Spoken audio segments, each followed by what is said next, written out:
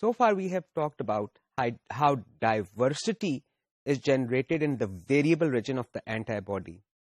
Additionally, I told you that there are several different classes of antibodies. So B cells have ability to switch classes.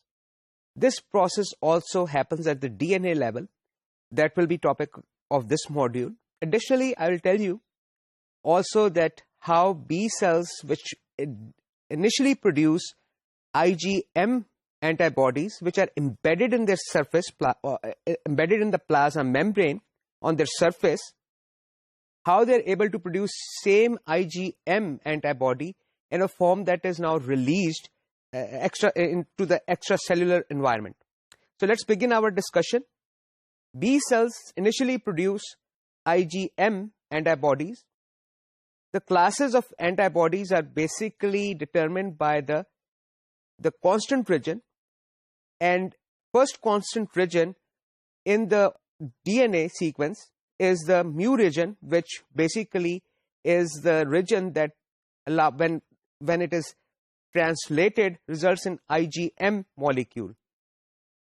These molecules, initially IgM molecules are produced and released by these cells.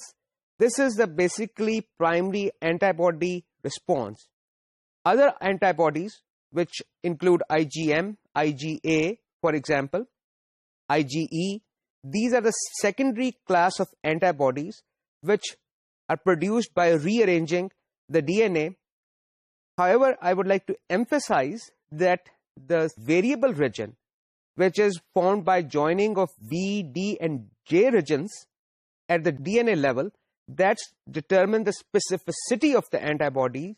That does not change. That remains constant now. And this, when the B cells are switching their class. Now the constant region rearranges. As you can see, we have DNA regions. For example, this mu region is for the IgM. This delta region is for IgD. And gamma, we have said that there are several subclasses of G. So these gamma regions are for different classes, different subclasses of IgE. Epsilon here, for example, is for Ig, is the gene that codes for heavy region, which makes an antibody, an IgE antibody. Alpha region makes IgA antibody when it is subsequently translated into antibody. So these genes are rearranged.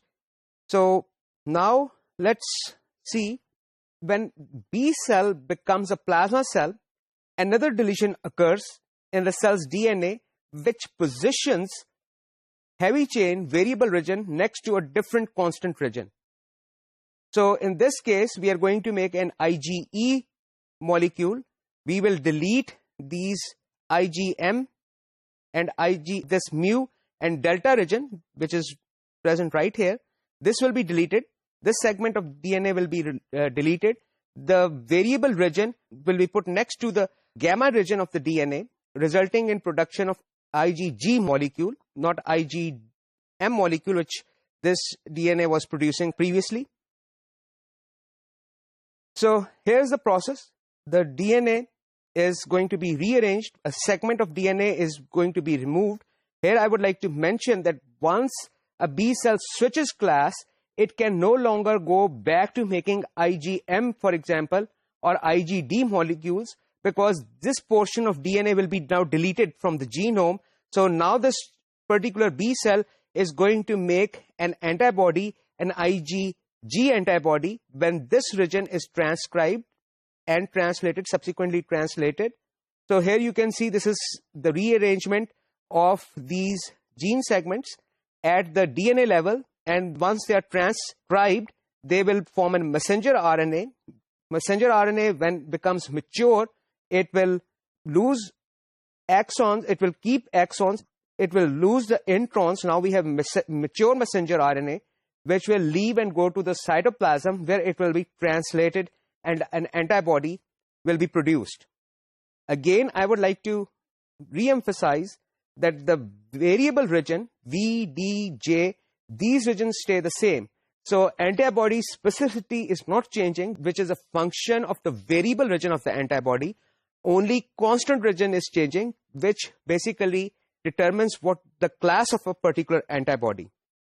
So now let's answer the question how cells are initially producing IgM molecule, which is embedded in the plasma membrane, displayed on the surface of B cells, which acts as a B cell receptor that we have talked about. Initially, when B cells start producing antibodies, they produce both IgM and IgD antibodies. This is done at RNA level, not DNA level. Initially, IgM and IgD are produced by alternative splicing of the same messenger RNA. This messenger RNA initially has a region which has hydrophobic amino acids, which is shown right here. Initially, when IgM is produced, this region of messenger RNA is used, and once this is translated, these hydrophobic residues, which are coded by this region, they are also translated. And once we know that all cells, when they're producing proteins that are exported or which are embedded in the surface of plasma membrane, these proteins are injected directly into the lumen of endoplasmic reticulum. And endoplasmic reticulum, once these proteins are passing through, once the receptor or the translocator, which we said was Sec61, it encounters hydrophobic amino acids, it opens laterally and the protein floats away in the membrane. And later on, of course, we know that from there it goes to Golgi apparatus for further processing, and it is ultimately displayed, in this case will be displayed on the surface of the B cell. When B cells start producing IgM molecules, when they become plasma cells, they start producing a version of IgM molecule which has the same specificity, but at RNA level, due to alternative splicing, this region is removed, and now IgM will be produced in a form that can be released in the extracellular space.